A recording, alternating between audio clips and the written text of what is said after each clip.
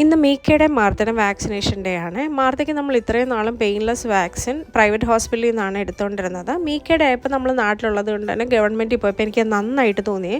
കാര്യം ഫ്രീ ആണ്, മറ്റേത് ഭയങ്കര ചാർജ്. പിന്നെ വാക്സിൻ സർട്ടിഫിക്കറ്റ് ഡൗൺലോഡ് ചെയ്യാനുള്ള ലിങ്ക് മെസ്സേജ് വരും, നെക്സ്റ്റ് വാക്സിനേഷൻ റിമൈൻഡ് ചെയ്യിപ്പിക്കും. എനിക്ക് തോന്നുന്നത് വാക്സിൻ എടുത്തതിൻ്റെ ഒരു പ്രൂഫ് നമ്മുടെ കൈ വെക്കണം എന്നാണ്. അപ്പോൾ നിങ്ങൾക്ക് ഇത് നോക്കിയാൽ കാണാം.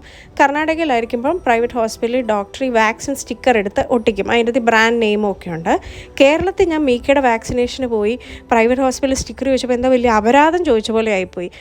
ഒരു സ്റ്റിക്കർ എന്തോ വേസ്റ്റ് ബാസ്ക്കറ്റിൽ നിന്ന് എടുത്തു തന്നു. ഞാൻ എടുത്തത് 2 വയസ്സിൻ്റെ ഇഞ്ചക്ഷനാണെങ്കിൽ 5 വയസ്സിന് നേരെയാണ് അത് കൊണ്ടുപോയി ഒട്ടിച്ചത്.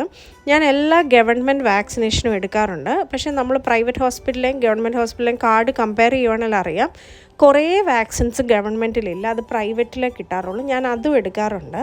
നമ്മളിപ്പം മാംഗ്ലൂരുള്ള ഗവൺമെൻറ് ഹോസ്പിറ്റലാണ് ഉള്ളത് കേട്ടോ.